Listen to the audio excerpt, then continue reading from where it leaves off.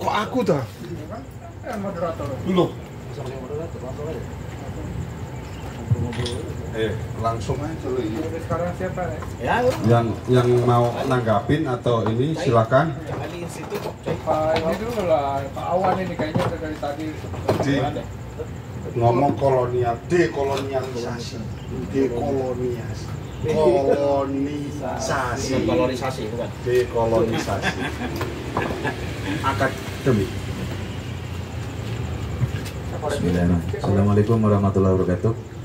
Ya sebenarnya tema dekolonialisasi ini sampai kapan pun itu tetap ada. Simpel aja, sederhana. Karena yang namanya PBB itu hak vetonya masih 5 negara, nah itu masih kolonialisasi. Lantas. Nah, Apa yang mau di ini? itu. Artinya meskipun white scholar itu adalah menjadikan tema, itu memang itu bagian dari kepentingan mereka dan itu pasti menjadi double standar. Persoalannya itu adalah kan ada pepatah nih, jadi ingetin sama orang tua angkat gue ya. Rayap di negara lain, di rumah orang lain tidak merusak, tidak menghancurkan rumah kita. Tapi rumah kita itu rusak dan hancur, itu rayap yang ada di rumah kita sendiri. Artinya apa? Tergantung dari orang-orang kita sendiri. Mau nggak dijadiin kolaborator, jadiin kan gitu kan. Ada kesadaran itu enggak gitu loh. Itu Mahatma Gandhi itu sama gubernur jenderal Inggris itu, dan lepasnya Belanda itu gubernur jenderalnya basicnya militer. India juga sama. Dia sambil nuangin teh yang disuguhnya. Ini gara-gara teh kolonialisasi kamu di Amerika lepas, nih gara-gara garam kolonialisasi kamu di India lepas. Jadi itu harus mulai dibangun mulai dari apa namanya, kan dia ahimsa, swadesi, swadaya kan, ya kan. Nah, ini harus dibangun. Bangsa itu kalau nggak mampu membangun itu, ya begitulah, ya kan. Satu sisi kelihatannya kita merdeka nih, merdeka secara fisik, secara ekonomi, secara pemikiran, secara budaya, nggak merdeka, gitu loh. Lo rakyatmu ini, kita nih, undang-undang itu, Ger, itu masih kolonial, preambul gitu itu, Undang-Undang Dasar 45. Masih sangat kolonial rasanya. Mengantarkan rakyat Indonesia ke depan pintu gerbang kemerdekaannya. Baru sampai pintu. Jadi jangan heran kalau kamu ketemu ada kelas menengah, masyarakat yang umum yang hanya kelas 7, pada susah, pada melarat, rebutan sembako, rebutan tunjangan, itu salah doa. Preambulnya begitu. Nah, yang kaitannya sama ini lah, kok biar cepat pindah. Ya, maksud saya itu ini harus terus dipupuk. Karena kata Pak Karno itu sendiri itu, kalian ini sudah melewati tahap jelas penjajahannya itu adalah bangsa lain. Sekarang itu ada bangsa sendiri. Dan sophisticated yang namanya penjajahan itu kan canggih. Contoh, ini dokumentalisme materiku nih kalau di PB kalau ngisi. Ya. Semua yang standar ISO itu kan proses untuk mempertahankan status quo hegemonik asing. Sehingga Perdana Menteri Jepang itu kan ada namanya dia Saburo itu apa siapa namanya? Formasi angsa terbang. Jadi kalau sesuatu pengetahuan teknologi yang sudah usang, lo Indonesia kayak Malaysia serahkan pakai, tapi dia posisinya harus sebagai selalu leader di depan, ya kan? Bagaimana bisa kita mau mengalahkan bangsa-bangsa yang sudah 3,5 abad menjajah, yang profesionalitasnya sudah terbangun dengan kuat, institusinya dengan kuat, ya, dengan kayak kita masyarakat yang syukur-syukur dapat sekolah, bisa sekolah, ya, yang pengusahanya yang syukur-syukur itu izinnya udah bisa ngurus gitu loh. Gimana membangun masalah apa litbang, kemudian masalah laboratorium jauh. Jadi ya memang masih panjang. Bung Geger masih muda, teruskan. Apa yang mau dipesankan oleh Pak Awan ini apa? Ya. Terkait ini jangan maruf kemana-mana. Kesadaran itu harus dibangun bahwa yang namanya kolonialisme itu tetap ada. Kesadaran itu udah ada Pak Awan, Iya tapi kan? tersandra. Ya. Nah, akademiknya di mana ya? Ya, itu sekalikan dulu ya. Kalau di dunia ini ya simbolnya ya hak veto lah, 5 itulah ya kan. Buktinya Ah, kan itu udah- loh kan. udah Nah, kesadaran jadi itu. ah, Cuma kita realistis tersandra soal pendanaan segala macam. ya. Itu gimana? Ya ini saya kembalikan dulu itu. Nanti kita harus gerakan swadesi dulu, swadaya nanti ya. Nah, Karena kan semua orang kayak David Gregor yang mungkin langsung Ini. ditanggapin yang lain. Sururudin mungkin Itu. yang pernah. Pakai- Oh ya ya. Aku Ayo. harus pakai mic. Iyalah. Pakai lah. Ini yang ada. Ini udah lama nih, nggak bahas.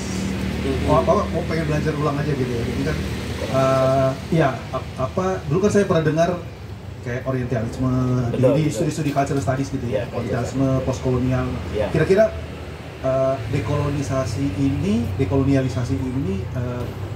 itu bagaimana hubungannya dengan yang dulu pernah saya dengar itu gitu? Apakah ini semacam perkembangan etisnya lebih lanjut, ataukah memang pembahasan ulang aja dari konsep-konsep yang dulu pernah dikeluarkan oleh si siapa tuh dari Mesir ya, siapa? Ibnu Said gitu apa? Jadi apa itu bagaimana dekolonisasi itu keterkaitannya atau hubungannya dengan bahkan lebih jauh zaman Hindia Belanda dengan era politik etis gitu? Etis, Apakah ada semacam evolusinya dengan studi postkolonial, orientalisme semacam itu gitu? Ya kira-kira itu aja sih, belajar dasar dulu nih, terima kasih. Iya, iya. Soalnya Pilih nanti kita Oh, gitu. saling tanggapan aja nggak apa-apa. Oh ya, ya. Mengenai dekolonisasi di dalam dunia akademik ya mungkin ya karena memang kita sebagai dunia ketiga, dunia selatan kan ya, negara miskin, makan aja beruntung, masalahnya masih elementer, masalah bertahan hidup, tiba-tiba kita harus dalam tahapan pikiran ini kan masih ya kan jadi Maslow masih paling bawah. ya itulah dalam derajat paling bawah untuk bertahan hidup, tiba-tiba kita harus eksistensi pikiran kita masih loncat ya, dimana kebutuhan kita masih jauh untuk sampai di dunia akademik, maksudnya dari realitas kenyataan kita diskusi di Indonesia gitu loh.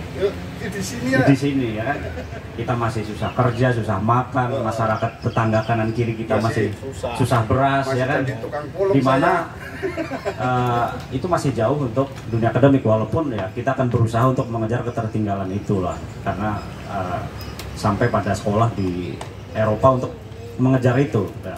Memang apakah kita ke sana karena kita memang merasa koloni kita di sana itu lebih hebat dari kita, ya kan? Apakah pengetahuan di sana lah yang harus kita kejar?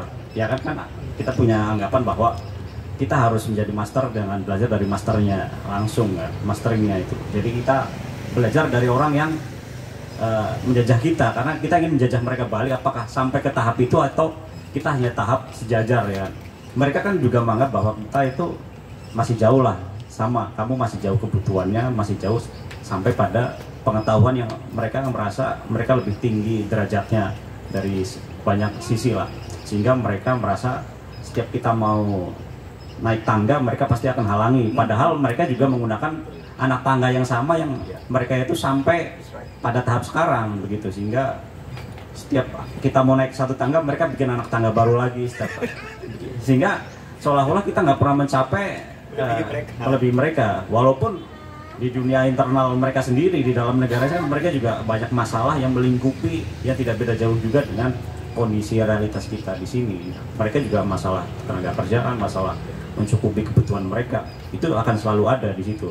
Tapi di sisi lain mereka udah punya banyak patokan untuk dunia akademik mereka. Ya kita studi di sana, kita ngerasa kita bertanya pun mereka udah ini mau tanya apa pun mereka udah siap. Saat kita bertanya mereka kaget, kok ini bisa tanya, bisa begitu gitu loh. Mereka nggak menyangka juga, dimana ya banyak hal lah seperti yang disampaikan GGR itu. Oke, ini jadi biar fenomenologis kan gitu. Sekarang Bu Evi untuk dapat menanggapi, karena beliau juga pernah kuliah di luar negeri. Sururudin juga di Prancis, Geger Rianto di Jerman. Nah, ini kan bagaimana pengalamannya dia itu di ini di sana, terus lalu bagaimana melihat persoalan seperti ini? Monggo, ayo. Oke, iya. Saya tadi dengar cerita itu jadi ingat sudah 20 tahun lalu ya. Udah lama. Tapi saya merasakan hal yang sama. Jadi saya pergi dengan giroh poskol yang kuat gitu ya. Ternyata pas sampai sana kaget juga gitu karena misalnya contohnya pas di kelas, jadi saya tadi agak kurang ini juga sepakat kalau tadi Surudin bilang di sana udah kita mau ngomong apa udah ngerti siapin juga gitu. Karena ternyata pengalaman saya justru ketika saya membawa postkolonialisme dalam kelas-kelas saya di Amerika waktu itu, beberapa teman sekelas saya malah tidak paham sama sekali gitu. Jadi saya merasa ketika saya merasa di sini tuh wah udah ngetren lah ya, istilahnya udah ngetren banget, jadi jadi tren intelektual yang banyak diminati gitu. Di sana justru ya seperti itu gitu. Misalnya ketika saya bisa ada satu orang teman sekelas saya misalnya bilang, kenapa kamu bisa bilang begitu gitu. Misalnya ketika saya menafsir dengan cara post-op gitu, itu saya bahas satu novel gitu, dia tidak terima sama sekali gitu. Jadi kalau menurut saya jadi gini, dan itu saya kaget sangat kaget karena saya mikir wah ternyata nggak cuma di sana nggak cuma di sini gitu, di sana juga banyak yang ignorance gitu. Artinya wacana itu berkembangnya di mana bagian aja selatan gitu. aja. Nah kembali ke sini, ketika kembali ke sini saya justru concern dengan ini persoalan bahwa ketika di satu sisi tadi ya kayak yang ngetren, tapi sebenarnya untuk dunia akademis, saya yang udah ngajar waktu itu berapa ya, 18 tahun, dan itu saya tinggalin, itu bahkan untuk di kurikulum aja nggak bisa mau dekolonisasi gitu. Kita ngomongin dekolonisasi di FIB, mungkin di Antrop, oke. Tapi coba di ekonomi, hukum, nggak bisa. Kalau nggak legal empiris apa nggak bisa gitu. Jadi kayak ya udah gitu, kita ngomong, jadi ini juga masih sesuatu yang elitis, sifatnya sangat elitis, dan saya ngelihatnya ya itu, kita cuma bermain di tataran wacana, tidak bisa sampai jadi saya sempat jadi dalam beberapa forum belakangan ini, misalnya waktu itu sempat ngomongin juga yang academic insularity ya,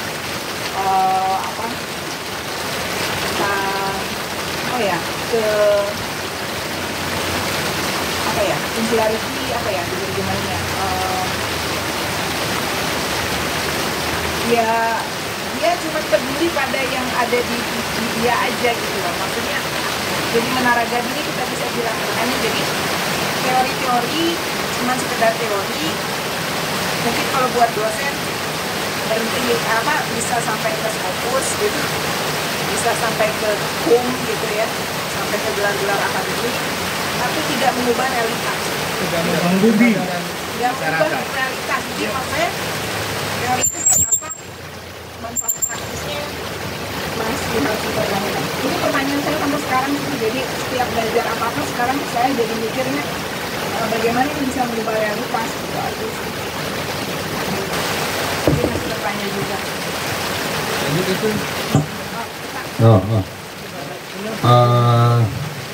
Tadi seakan-akan kayak gini ya, bahwa pendidikan ini juga nggak bisa lepas dari kolonialisasi itu kan gitu, seakan-akan kan seperti itu.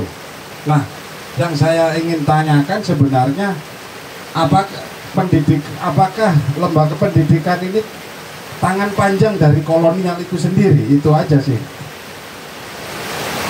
Monggo Pak Geger. Tidak mau diputar dulu. Ini tambahin lagi.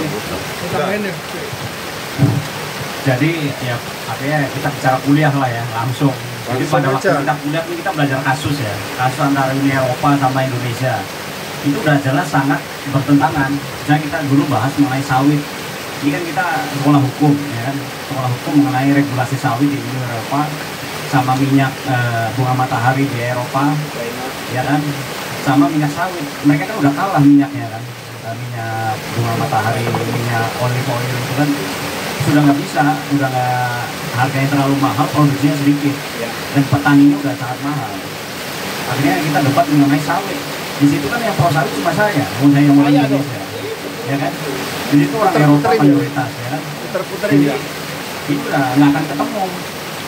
Nanti kita 5.000 ya kan, melarangan sawit udah isu Eropa, ya isu koloni. Ini kan masuk di dalam arti isu di ruang akademik ya, di mana itu mereka mendogma kita bahwa sawit itu melanggar hukum. Sementara kita nih hak-hak itu kurang baik, nah itu nggak ada masalah. Ya, itu satu, ada kita dianggap merusak hutan, dan banyak lagi kita diskusi dengan mahasiswa lintas saat kita diskusi mengenai negara kepentingan kayak di tidak Romania itu kepentingannya udah sangat berbeda-beda semua. Ya. Jadi kita datang ke sana ya kita dididik apa mau mereka itu. Jadi kita hanya ya kita nggak mau kan buat lulus kita sesuaikan aja. Kalau enggak kita bantah, loh, kamu nggak sesuai dengan hukum internasional. Ya, kita mau vulgar bela udah di forum, ya kita kan nggak pernah, nggak ada yang dukung. Saat kita debat begini, kita masih ngomong sawit sendiri, ya udahlah sawit ini nggak bagus. Makanya keterbukaan di dunia akademis aja dipertanyakan ya. Iya, jadi memang saat itu memang ada langsung, karena ini kasus itu sedang sengketa di WTO ya. Dan Eropa itu dari kampanye udah lama, jadi dan itu memang sangat jelas itu sawit di Asia, di Indonesia dan Malaysia disebutkan bahwa itu merusak hutan, dan itu akhirnya membawa efek untuk kerusakan bumi lah. Ya, ada begitu. Mari.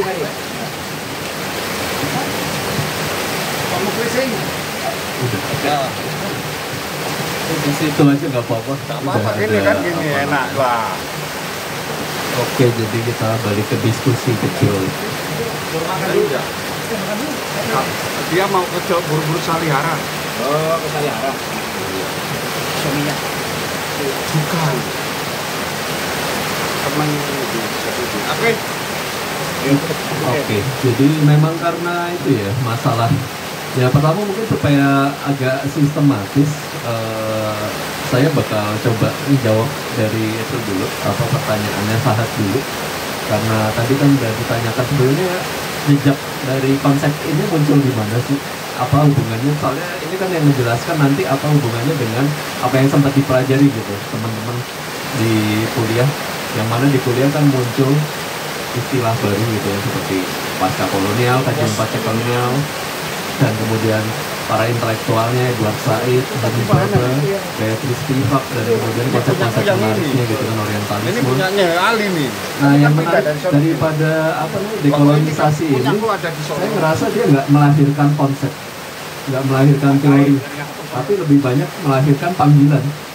Kayak panggilan, dan dia munculnya kalau kita bicara tadi apa namanya, kalau kita bicara katakanlah kajian-kajian postkolonial itu munculnya dari cultural studies, kajian terhadap teks gitu kan, dan dia munculnya sebetulnya beratnya di kemudian Inggris gitu dengan jaringan masyarakat, dengan jaringan intelektual dunia ketiganya. Kalau kita bicara dekolonisasi, dia muncul dari para intelektual Indian yang kelihatannya basis awalnya itu bukan di universitas, jadi muncul buku-buku NGO kan.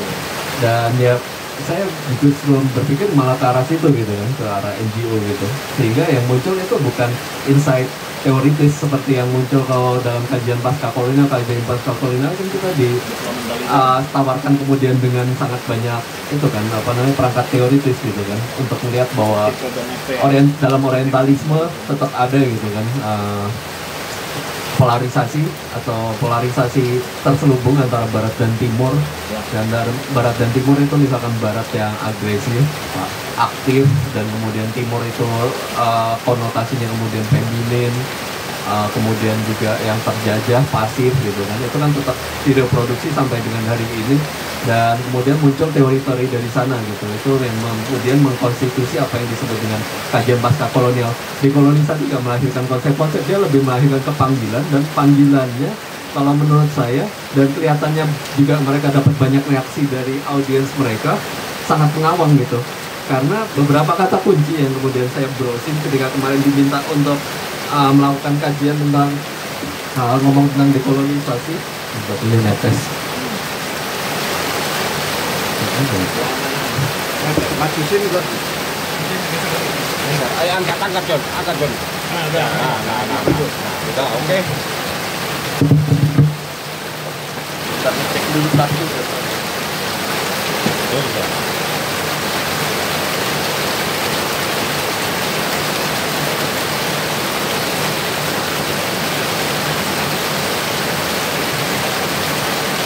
Pertanyaan-pertanyaan yang sering muncul terkait dekolonisasi adalah apakah dia utopis, apakah dia sebagai metode itu cuma sekedar metafor doang. Tapi pertanyakan gitu, dia bener apa enggak sih? Dia kemungkinannya seperti apa gitu? Sejauh apa dia mungkin untuk direalisasikan gitu di dunia nyata dengan ya tadi permasalahan yang sudah muncul dari Surur dan kemudian muncul dari Bang Awan gitu kan. Sebetulnya kan apa yang kita bicarakan gitu di dunia akademik mau lepas gitu dari katakanlah pengaruh Barat, mau lepas dari katakanlah konteks ekonomi politik yang dominan ada sekarang itu kan juga nggak dimungkinkan. Jadi kalau yang saya lihat gitu untuk kembali menjawab itu pertanyaan Fahad tadi, kita bicara soal dekolonisasi, dia term yang memang identiknya lebih ke gerakan dan panggilan ketimbang kajian, dan sebagai term dia kemudian menjadi dipermasalahkan karena dianggap nggak mungkin, dianggap sebuah ketidakmungkinan lebih ke. Jadi ada sebuah radio orang-orang indigenous di Selandia Baru, dan dia bicara tentang gimana orang Selandia Baru ini punya kultur yang panjang yang kemudian hancur karena kedatangan white people. Yang mana kalau kita bicara dalam situasi di Selandia Baru kan kurang lebih kekuatannya ya memang masih agak timbang gitu antara white people, antara European heritage dengan kemudian orang-orang indigenous-nya. Yang menarik adalah dia kemudian menawarkan dekolonisasi, tapi nggak menjelaskan apa itu dekolonisasi. Jadi dia cuma dalam iklannya bilang, karena itu kita perlu menjalankan dekolonisasi. Tapi habis itu selesai, cut out gitu. Beneran nggak ada apa-apa setelah itu, kayak dia cuma memprovokasi kita doang tanpa menyajikan metodenya apa.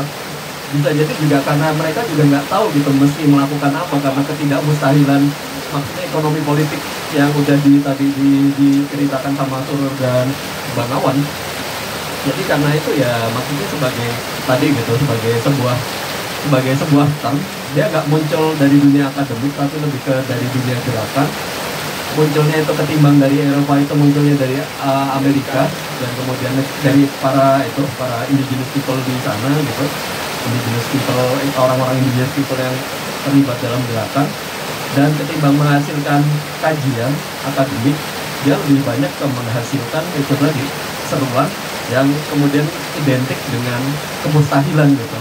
Dan disebutnya kan apa dekolonisasi itu cuma metafor gitu kan. Jadi ya mungkin itu jawaban saya.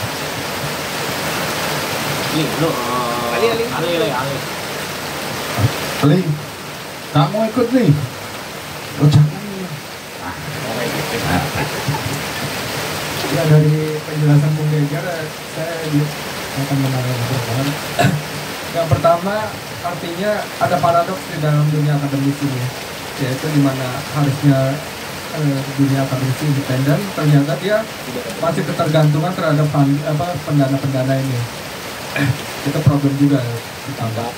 Kedua, saya melihat ini soal adanya pertentangan perang ideologi pada akhirnya kan, dimana ideologi ya di kampus ideologinya kapitalisme, karena sangat bergantung sama pendana-pendana ini yang mereka adalah kapitalis ini. Jadi akhirnya ya keinginan donatur inilah ya, dan akademisi ini akhirnya harus ya merelakan dirinya lah, karena ya mungkin realistis. Mungkin juga kayak misalnya David Graeber itu yang danain siapa, Partai Buruh ya, sehingga dia bisa berani bersuara seperti itu. Atau belum lama ini kayak misalnya dari Rusia, dari Iran segala macam, mereka juga kan menggelontorkan dana untuk ya itu ujung-ujungnya kan sebetulnya ya menyebarkan ideologi juga. seperti itu. Jadi kalau menurut saya ya nggak bisa lepas dari kapitalisme ini sebetulnya kaitannya. Mungkin itu aja tanggapannya. Ini biasanya tanggapan yang sangat menarik ini Pak dari Pak Mukhlisin. Nah, ayo Pak Mukhlisin. Ini biasanya lari ini langsung ini. Apalagi di paham Islam yang ini langsung ke sana. Nah, padahal kita sudah Islam itu sudah apa namanya sudah menyetubuh di dalam kejawaan, ke Jakartaan, ke Kalimantanan, ke Indonesia lah. Nah, kan gitu. Nah, ayo Pak Mukhlisin. Oke, terima kasih. Kolonialisasi. Dekolonisasi berarti menandakan bahwa dunia akademis kita mengalami kolonisasi. Ya. Saya ingin gambaran. Kira-kira sejauh mana kolonisasi terhadap dunia akademis kita pertama mempengaruhi kebijakan-kebijakan dunia akademis. Yang kedua, outputnya seperti apa? Kalau memang dunia akademis kita itu mengalami kolonisasi. Yang pertama. Yang kedua, dari perbincangan tadi kayaknya memang berharap dari dunia akademis sendiri untuk mandiri, untuk tidak dikolonisasi itu agak susah. Harus dari pinggir, kan gitu. Nah, kira-kira kita memerlukan strategi seperti apa? Mungkin harus dari orang-orang yang berpikir. Tapi nggak berani kalau itu orang bandingnya dari sana. Ayo Pak Geger, Pak Doktor. Nah, yang jadi masalah gitu kan dari term dekolonisasi itu kan ada kata D-nya ya. D itu kan mengandaikan bahwa sesuatu yang udah terkolonisasi bisa dikembalikan ke situasi sebelum dia dikolonisasi. Mestinya.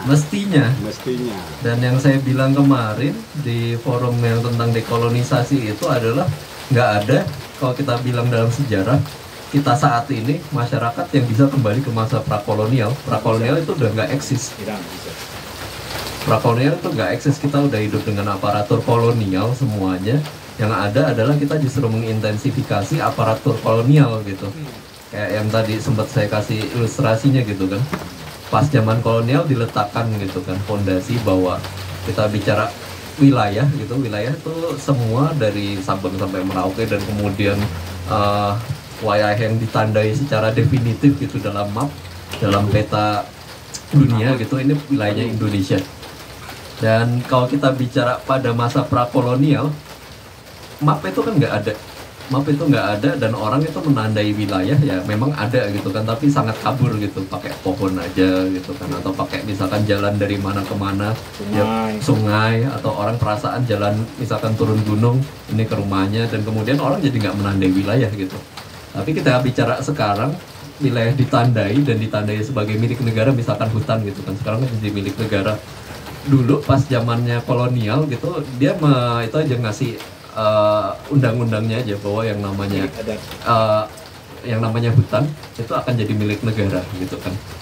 Dan ya itu kan berarti masyarakat adat gak diakuin gitu kan, yang udah ada di sana, dan mereka mau nggak mau kalau mau hidup dari sana ya udah pindah, hidup dari misalkan dari hutannya gitu, mereka pindah, mereka nggak legal untuk hidup dari produk hutan yang ada di sana gitu kan, nggak bisa berkebun di sana, nggak bisa nggak bisa babat hutan di sana gitu kalau mau buka kebun gitu. Dan itu nggak, katakanlah itu fondasi itunya, konsepnya gitu kan, fondasi undang-undangnya. Nah pada masa sekarang itu makin intens. Kenapa? Kalau kita bicara makin kesini kan pertumbuhan ekonomi makin kencang, karena kapital makin kencang. Dengan makin kencangnya kapital kan justru dengan aturan yang fondasinya udah dari masa kolonial saat itu makin kenceng kan, justru eksploitasinya masyarakat adat yang dulu hidup dengan mungkin bisa masih hidup gitu di hutan walaupun nggak legal gitu berdasarkan peraturan negara, sekarang jadi makin banyak yang terusir. Karena ya itu tadi, karena ya sekarang misalkan tiba-tiba ke wilayah mereka masuk HPH gitu kan, ada HTI gitu kan, yang kemudian membuat mereka nggak bisa lagi pakai hutannya yang biasa misalkan puluhan tahun dipakai. Jadi justru dipakai, justru mereka kemudian terusirnya pas lagi masa, bukan lagi masa Belanda, terusirnya justru pas lagi masa pasca Belanda gitu kan. Itu yang bikin saya kemudian jadi menyampaikan gitu bahwa kita hidup dalam struktur struktur warisan kolonial, dan justru kita intensifikasi gitu struktur kolonial itu. Jadi nggak ada yang namanya struktur prakolonial sekarang. Kita meneruskan struktur pasca kolonial itu meneruskan struktur kolonial, dan kita perkuat gitu. Justru kita perkuat karena kita ada di sana, dan kita membutuhkan yang ada di pusat itu membutuhkan ya otomatis resource gitu dari daerah. Dan kebetulan yang ketika kita bicara ketika kita bicara aturan yang udah diwariskan dari kolonial, itu sangat berguna untuk kita melakukan pengumpulan modal gitu, untuk menarik semuanya itu balik ke pusat gitu. Ya udah, itu dia kenapa argumen saya intensifikasi struktur kolonial itu justru ada di masa pasca kolonial, dan kita nggak bisa balik ke masa prakolonial. Usah, cukup Pak. Cukup lah. Hah? Ya, jadi nggak semuanya Gus seperti itu gitu. Artinya begini,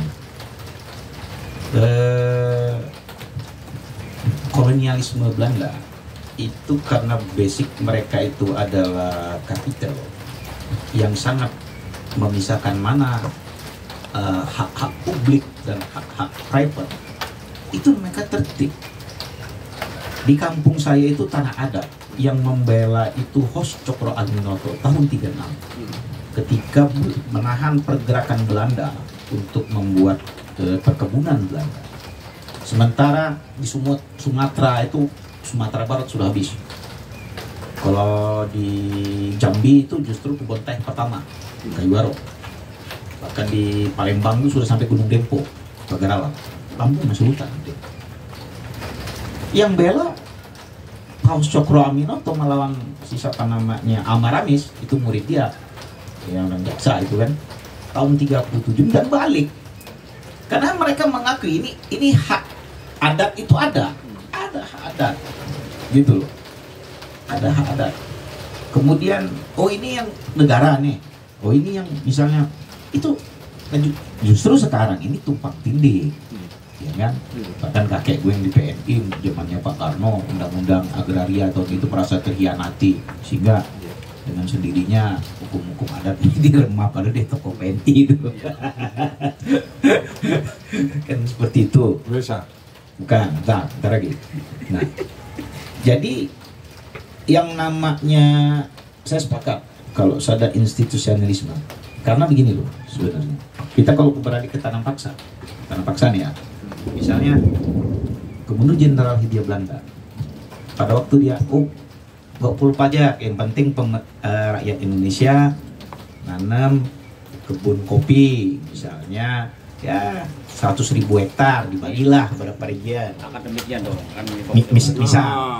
Misal ini taruh ini dulu, gue mau kasih contoh kenapa institusionalisme ini kemudian menjadi marak gitu kan. Nah ini kan gubernur sampai bupati ini kan dia cari untung, 100.000 bengkak jadi 2 kali lipat, nanti yang bupati turun lagi, sehingga kemudian menjadi dampaknya banyak. Nah singkat cerita ya, itu kemudian kan peralihan kita merdeka ini kan orang-orang yang sudah terdidik zaman dulu sudah merasakan itu nyambung gitu loh. Nah apakah kemudian dalam dunia pendidikan itu kita juga sama? Karena setahu saya itu kan kayak Pak Karno, Hatta itu kan akibat dari politik etis sebenarnya. Yang itu adalah Belanda, pendidikan itu adalah kepentingan tenaga kerja mereka di dalam rangka mereka itu biar di dalam mengelola kolonialismenya itu efisien kan, efektif, tujuannya di situ sebagai alat. Nah, saya nggak tahu kok, karena gue kan ngajar juga di strategi pengajaran itu. Oh iya. Di STA, di STA Al-Mulisi. Itu gue lihat kurikulum ini semakin lama memang semakin jauh juga memang. Jadi apa namanya tidak menyebabkan dari pendidikannya saja itu sudah membuat kita itu sudah terjajah, baik secara kreativitasnya sudah terganggu. Yang saya baca itu nggak semua orang bisa jeli, gitu. dengan unsur sekian banyak hafalan, karena saya mempelajari ilmu pedagogi pendidikan, ya kan? Oh, ini dengan sendirinya akan mematikan. Saya nggak tahu apakah orang yang membuat ini bagian dari untuk melanggengkan kebodohan ini. Singkatnya. Apa bagaimana gitu kan? Nah, ini harus kita cari jawab bersama. Nah, saya mau bertanya nih, Ger. Saya mau tanya nih. Ini kan terkait dunia akademik ya. Ini kan mungkin ini mirip semua lah. Ini kan lanjutin dari mengenai Pak Said, ya kan? Pak Edward Said lah. Ya kan? Kan dia selalu mengkritik apa pengetahuan di timur kok tiba-tiba pindah ke barat. Salah satunya mungkin saya bertanya nih, ini kan kayak Mesir, ya kan? Mesir budaya begitu besar 5.000 tahun, di mana di Eropa belum ada orang, dia udah jadi piramid. Tiba-tiba pengetahuannya dipindahkan sama Napoleon ke Eropa, ya kan? Sehingga ahli Mesir, Egyptologi itu orang Eropa semua. Harus belajar. Di mana akhirnya orang Mesir sendiri, ada sahasa. Di mana dia punya semuanya, tiba-tiba harus semua takluk sama dia. Iya, semua rujukan terhadap Mesir itu pasti selalu di Perancis atau Inggris, ya kan? Ini kan sama juga dengan seluruh budaya di Indonesia juga. Ya, di Jawa ini semua ahli Jawa pasti orang Belanda, ya kan? Indonesianis dari Amerika tiba-tiba. Kenapa kita yang punya ini kan ya? Apakah ini kan kritik saya juga kan saat itu, di mana di seluruh dunia timur bisa dilakukan begini nih secara akademik, di mana semua rujukan tiba-tiba harus merujuk ke sana. Jadi kayak gini ya, Ger ya. Kalau misalkan kita bicara soal kolonial atau dekolonialisasi, kan kayak semacam paradigma ya, cara pandang bagaimana itu supaya masyarakat kita ini bisa terbebas dari kolonialisasi, kan gitu. Nah, tetapi pada prakteknya dekolonialisasi itu adalah kolonial itu sendiri, kan gitu ya. Meneruskan jadi kayak tangan panjang ya. Bupati-bupati baru di kota, gubernur. Jadi kayaknya sudah cukup ya. Geger biar nggak menanggapi. Tanggapi sebentar lah ini. Saya tadi ditanya. Enggak, soalnya kita juga lagi dikolonisasi oleh Tumpeng. Sebentar lagi. Penutup, ya. Biar kita terbebas dari kolonial Tumpeng. Jam 5 lah Tumpeng. Jam 5. Oh, jam 5 ya? Jam 5 gua buka puasa lagi. Oke, langsung ke pertanyaannya Surur ya, karena pertanyaan Surur ini menarik terkait memang apa yang kita alamin secara pribadi gitu kan di Indonesia. Kenapa di Indonesia itu nggak muncul ahli-ahli yang tadi disebut ahli kebudayaannya langsung gitu, ahli Jawa kok adanya di Belanda, ahli Maluku misalkan adanya kok di Eropa gitu kan. Jadi ya memang kemudian itu terkait lagi dengan resource ya yang dipunya. Kalau kita bicara terkait dunia akademik di sana kan mereka karena keberlimpahan resource, yang artinya keberlimpahan ekonomi, dana banyak, kemudian mereka juga untuk kerja juga, saya tuh agak iri ya dengan orang-orang yang kerja di luar, karena mereka nggak harus berakrobat gitu, nggak harus juggling. Kayak begitu masuk ke sini, ke kampus di sini, saya kok ngerasa jadi nggak produktif sama sekali. Kayak pas lagi nulis disertasi, dan saya kan nulis disertasi otomatis dengan dana-dana Eropa gitu kan, dana Eropa yang biasa dinikmati oleh orang Eropa yang memungkinkan mereka berkarya dengan produktif gitu. Ya udah selama 3 tahun nggak usah ngapa-ngapain, nulis disertasi aja. Dan itu banyak skemanya ketika kita bicara pada konteks di luar orang studi doktoral. Orang misalkan ngambil fellowship apa, jadi orang banyak yang melakukan yang menjadi sangat produktif itu ketika dapat dana-dana fellowship, dana-dana pasca doktoral gitu kan, dimana mereka itu punya waktu misalkan 2 tahun nggak usah ngapa-ngapain, cuma nulis aja. Atau kalaupun mereka harus ngajar, ada kerjaan admin, ya udah mereka ngajar atau admin misalkan seminggu sekali aja, ngajar seminggu 2 kali aja, nggak ada kerjaan admin relatif minimal, nggak usah misalkan kerja di luar jam kerja gitu. Kalau misalkan di sini kan diserbu dengan gaji yang relatif terbatas, sehingga orang ketika dituntut dengan gaya hidup gitu kan, gaya hidup misalkan jadi dosen, jadi kelas menengah, berarti paling nggak mesti itu kan, menengah bawah gitu, mesti ada ke gaya-gaya hidup yang mesti dicukupi gitu kan. Ya udah jadi ngambil proyek kan di luar. Logistik dulu, baru logis. Dan karena resource yang terbatas itu di sini, lama logisnya hilang. ya kurang lebih kita juga nggak dapat karya-karya yang Ini tinggal logis. Ini contohnya ini, karya-karya yang saya bagus. itu loh. Jadi ya kultur untuk menghasilkan karya yang bagus itu nggak ada. Waktu kemarin itu diminta untuk bikin orasi ilmiah, kemarin kan baru bikin orasi ilmiah tuh di apa namanya FISIP ya. Waktu mau diminta bikin orasi ilmiah tuh, gue sempat mau itu tuh apa namanya ngajuin satu tema tentang akademisi yang ideal per budaya Eropa dan per budaya Indonesia. Per budaya Indonesia akademisi yang ideal tuh multitasking. Per budaya Eropa tuh yang ya udah nulis gitu kan, berkonsentrasi pada pekerjaannya. Kita baru menjadi akademisi yang ideal kalau multitasking. Belum lagi sekarang ditambahin dengan misalkan tuntutan tridharma gitu kan. Skopus. Nah, jadi Skopus itu sudah dibantah oleh Soyun, makanya dia nyiptain Oktopus. Dia ini idenya dari sini nih, Oktopus. Belum lagi ngurusin administrasi yang jelimet ya. Kerangge tangannya. Ini idenya dari dia nih. Ya itu karena nggak ada, karena resource itu kurang. Itu resource kan kita bicara balik lagi kan dari ekonomi kan. Industri kita nggak semaju misalkan di sana gitu kan. Nggak ada funding yang ya bisa.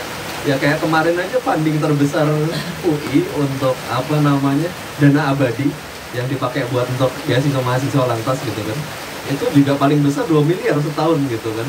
Itu kecil gitu, paling berapa mahasiswa gitu kan yang bisa di apa namanya bisa disekolahin dari situ. Jadi emang pada akhirnya ya balik lagi kayak katanya Marx gitu, ekonomi itu base-nya gitu, ekonomi itu ada di bawahnya. Jadi dan kemudian selanjutnya emang kemudian ada aspek-aspek lain kayak kemudian dari situasi seperti ini para akademisi ini bisa membentuk kebudayaan gitu, kebudayaan nulis yang ketat, kemudian bentuk jejaring pergaulan yang saling mengawasi secara akademik secara ketat gitu kan. Tapi ya basisnya lagi-lagi ya ekonomi. Pas saya ada di Jerman dan kemudian melihat teman saya orang Jerman apa namanya dia akademisi dan tiap hari itu kayak berkebun gitu kan, kok kayak hidup enak banget gitu tapi masih bisa nulis. Saya dari situ sadar gitu bahwa ya udah problemnya emang ekonomi gitu kan. Dia kok enak banget gitu kan, tiap hari nongkrong sama teman, tiap hari berkebun gitu. Kayak saya tiap hari nggak berhenti nulis, nggak berhenti penelitian, nggak berhenti sampai hari Sabtu gitu bangun pagi buat itu kerja gitu. Nah, pesannya apa nih Ger buat para pendidik ini? Apakah kuliah ke luar negeri? Gak usah pesan kayak gitu lah.